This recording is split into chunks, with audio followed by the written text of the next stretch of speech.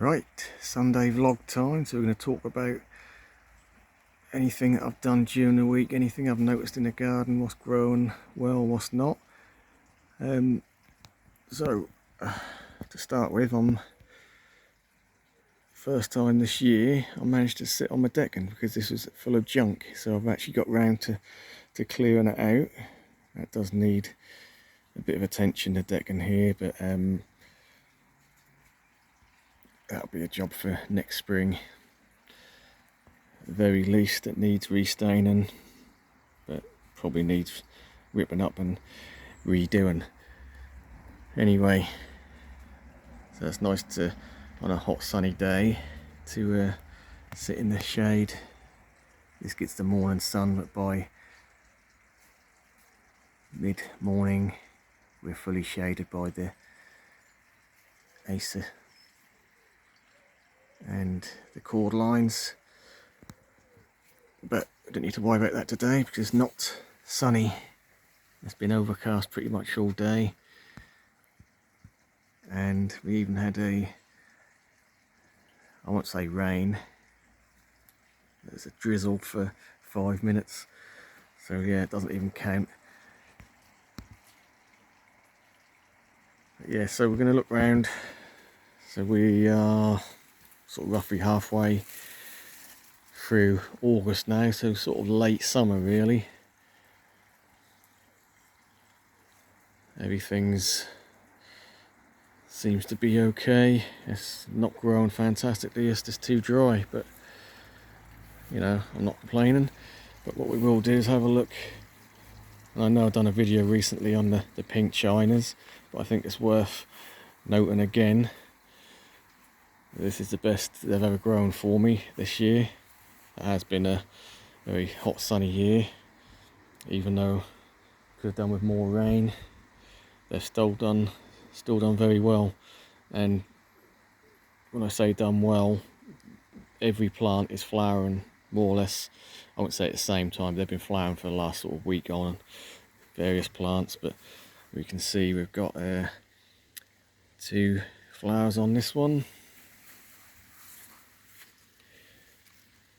Just the one on that one so far, 2 on this one. So they look pretty for a day or two, then they start browning off, looking a bit rough, but yeah, quite nice when they do open up. And another 2 here, now ready to open up, and it's just exactly the same the other side, flowering as well. So what you'll find is, which is a little bit frustrating, that'll start kicking out really big leaves, and that's quite a nice size one. And then that'll chuck out a small leaf, pretty much like your bananas, sort of a small flag leaf, or you'll notice the stem split, where you just have one sort of growing point that sort of splits into 2, which this one has, and you'll get a slightly smaller leaf, or you might just, sometimes you get a slightly smaller leaf, and sometimes you'll have to go straight into flower. And it seems like this one's kicked out a big leaf and it's gone into flower, but I've had a couple of the others where they really have sort of thrown out a smaller leaf first. Like this one has sort of thrown out quite a small leaf, and then it's thrown out the flowers after. Also, just about to flower. So this is one of the dwarf cannas that I grew from seed.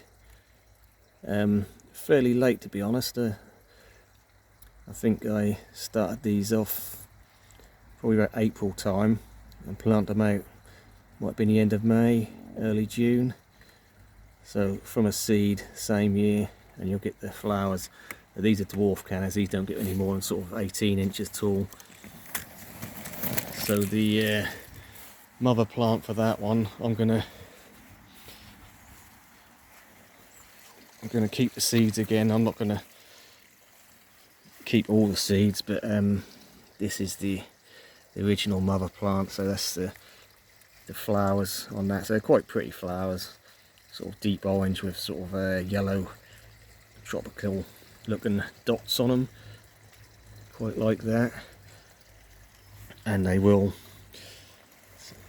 flowers. We'll turn it to seed heads. Not all cannas seed. We can see once the flowers go over, see the little seed pods start coming. So yeah, from one plant, if it does seed, like I say, a lot of the big species ones, they don't always, they don't, they're sort of sterile. But yeah, a lot of the smaller ones, or the sort of hybrids, quite often seed. So this one is actually a cross. I don't know, this is a cross between one with dwarfs and one of the different type, I don't know what, but yeah, so that is, I grew that from seed, and that's got deep red flowers, so I don't know, that's sort of a semi-dwarf, quite nice. It's got the sort of a darker tinge around the leaf, but yeah, that's a really deep red one, so that's quite nice as well. So I'm going to let that seed, and I'll collect the seed from that as well. But all the other, you know, the seed grown cannas from this year, I will cut the seed heads off, or cut the flowers off once they're done, because they quite often rebloom, effectively deadheading. But yeah, they're all again sort of sticking out the flag leaf for the flowers to come.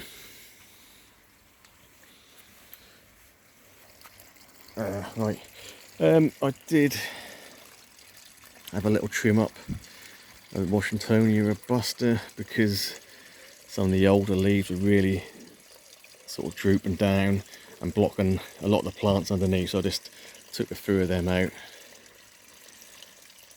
I think I cut about 4 or 5 leaves off, which doesn't sound a lot, but that's quite a big canopy. So let's open that area up now so we can actually see some of the other plants around. So we've got the big palm grass, Soteria palmifolia, fantastic foliage plant. This is pushing 4.5, 5 foot in places. They can go a bit taller than that.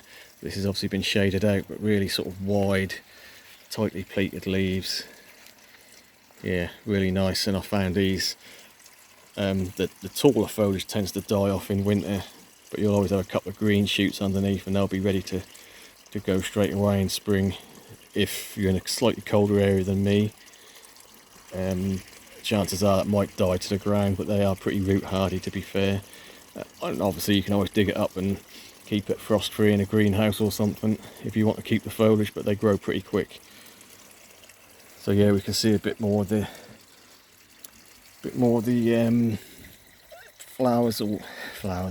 plants and foliage that were hidden from these Washingtonia leaves. We can now open that up and enjoy that a bit more. We've got a Tropicana Gold there. I mean, it must have been one I planted last year, sort of must have come up pretty late, but very interesting leaf on that. Perfect sort of gold stripes on that, as it were. Yeah, quite a nice one. We've got the colocasia here, Connor Coffee. This was totally shaded out by the big Washingtonia leaves which were hanging down, so I cut them off, and this is now going to get a bit more light. Grown away nicely, not huge, but a nice contrast to a lot of the green foliage. Right, I have made up my mind. This Paulownia tomentosa foxglove tree, I'm going to be taking that out, because this has never done what I wanted to do, and that's never got particularly big. I mean, this is pretty much as big as the leaves have ever got for me, and that's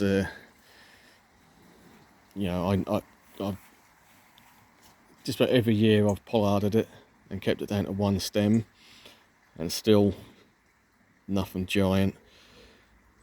I've had it for probably 7 or 8 years. one year I did let it go, and I let it grow tall, and that did get really tall, and it did flower. But yeah, I planted it in the wrong place basically. There's too many other plants around it which are more interesting to me than that, so I'll be digging that out come the end of summer, when we start. Or I might do it in spring, I don't know. Well, either way, it's coming out. But I did notice as I was walking along here, and I had to write this down because I kept forgetting the name of them.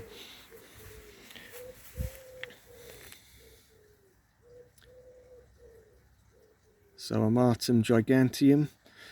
I just call them voodoo lilies, a type of voodoo lilies. This is a type with more like a colocasia shaped leaf really, and this is very small, but this is a bit of an accident. I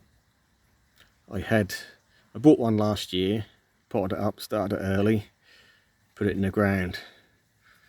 I dug it up in autumn last year.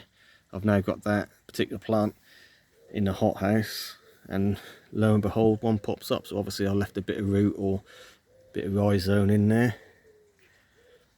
But more interestingly, somehow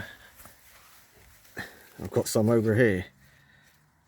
I've never planted any over this side of the garden before, but now looking at it, it's actually next to a dwarf canna, which I did grow from seed this year. So what I'm thinking is there's probably a bit of mix in the soil with a bit of root or something, and that's come up there. So another happy accident. And obviously they're not huge, these do get big, but I'm guessing because it's only a very small bit of root or rhizome, ain't got a lot of energy. But maybe next year and a year after, we're gonna see how they go. So what we are going to do is just leave them in situ, because last year I did dig it up thinking I weren't going to risk it. So now I've got two in the ground and one in the hothouse. I've got my one in the hothouse as a safety net, as it were. So I'm going to leave these two in the ground and see if they come back again next year. Right, so what I did actually do also this week, or literally today, I had to tie back the apple tree, because it's only a sort of dwarf apple tree, and that just fell forward with the weight of the apples on it. And a lot of them I've been taken off because they, insects and started going bad, but there's still a hell of a crop of apples for a small tree. That's really heavy and just weighed right down, basically smothering out the Butea odorata here. So yeah, I've tied that, or wired it back to the fence now.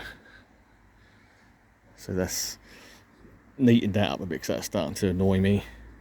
I don't know why I left it that long. So talking about these voodoo lilies, so we've got a few in the garden. So these are the more sort of standard ones that you see with the, I know it looks like lots of leaves, but it's just one big leaf with lots of different leaflets on it. So I've got a little clump here with a couple, and I will say I've found these to be very hardy because they come back every year. So I've got them all the way along here. Well, in fact, I did move a couple this year, but a couple are already here. But yeah, so very, very hardy as long as you're not in waterlogged soil over winter. I'm on sandy soil, as you probably know if you watch any of my videos, so don't have an issue. But so they are hardy, but they're not wet hardy. So if you're on clay or waterlogged, they will rot off. Right, so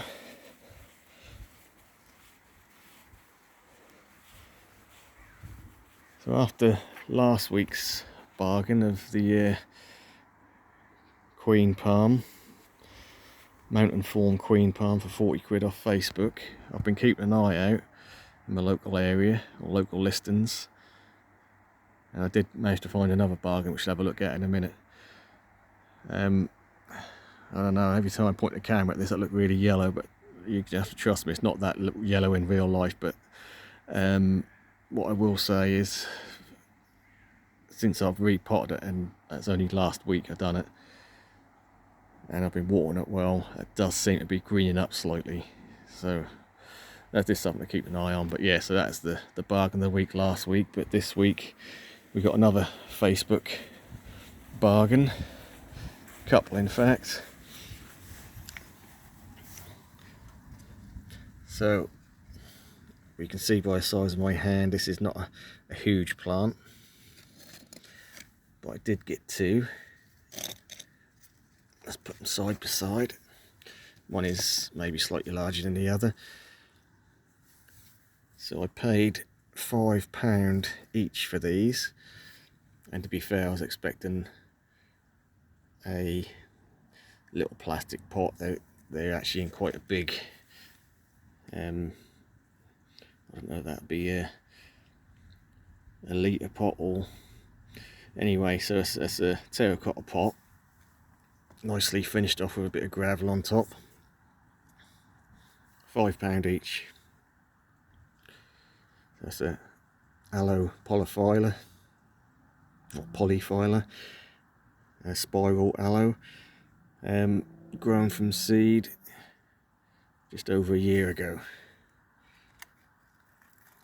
So I was quite chuffed with this, because I've been after one, but they tend to be quite pricey at a bigger size, so I was happy to get a smaller one. And these do grow reasonably fast,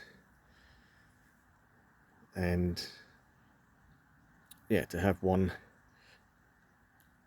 grown from seed in my local area, fantastic, because I know that these have actually been grown outside under shelter, but outside in my climate, so that's not like these have just been freshly imported and I'll get any sort of cold and they'll just drop down dead on you. They've, you know, been grown from seed. It's only seen one winter, but that's a winter in my local area, so that's hopefully quite good. So that'll be one to watch over the next few years. I may well, when these get a bit bigger, get them in the ground, maybe even once I sort out my arid bed, which is another job for next year, next spring maybe. But yeah, I've got to sort that out. That's when I first done this. I looked back at some pictures the other day in the video, and that looked nice, neat and tidy. And you know, not everything's got to look neat and tidy, things grow obviously, but yes, there's some little cacti in there, and the bigger agave, and to weed in there is an absolute nightmare. So I'm going to have to go back to basics, strip everything out apart from the main plants I want to keep, and weed, membrane it, gravel it nicely, and keep on top of everything there. Right, so just sort of to go over something I've already done. I mean, I've done a video midweek about chord lines, dark chord lines, but you know, this is the weekend vlog, so it tends to cover everything I've done during the week.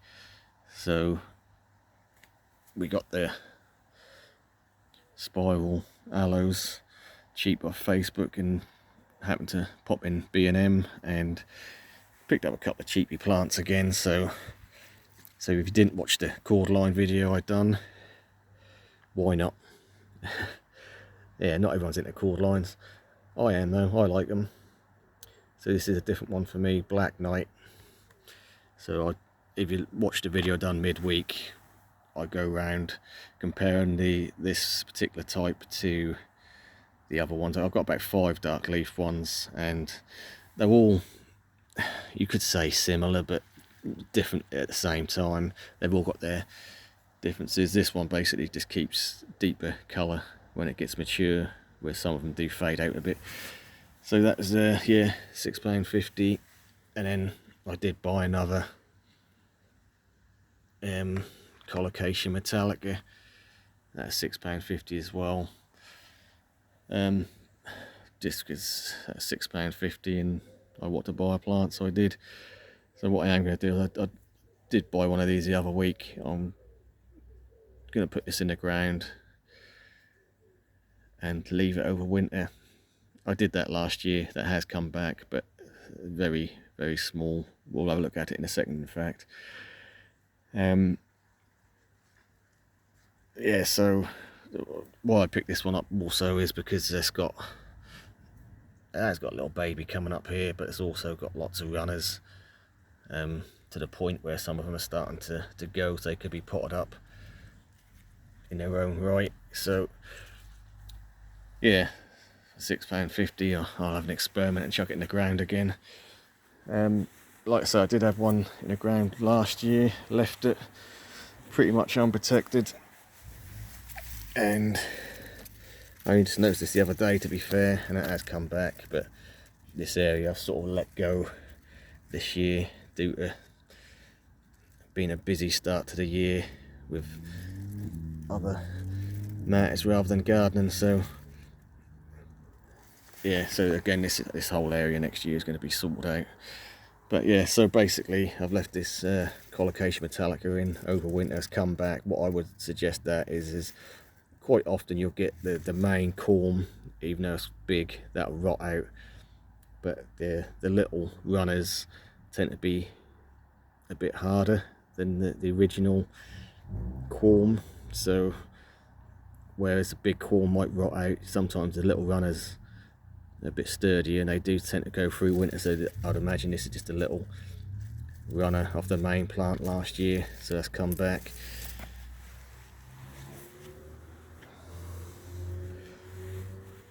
Right, so I think that's sort of everything I wanted to cover in the video today. It is starting to drizzle again, which is not too bad because it is sort of quite muggy day. And I've got the passion vine in every